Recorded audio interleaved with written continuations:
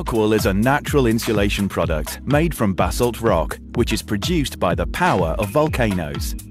It's melted in our furnace and mixed with the byproducts of other processes. It's then spun and cooled to create a wool effect. As it's stone-based, RockWool insulation is non-combustible and can withstand temperatures of more than 1,000 degrees Celsius.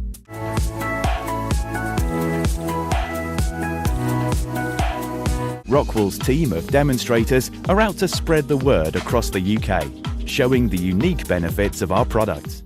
RockWool insulation is also water repellent. It actually resists water and drains it away. Even when we submerge RockWool, it simply comes back to the surface and water runs off it, and the interior of the wool remains dry and unaffected.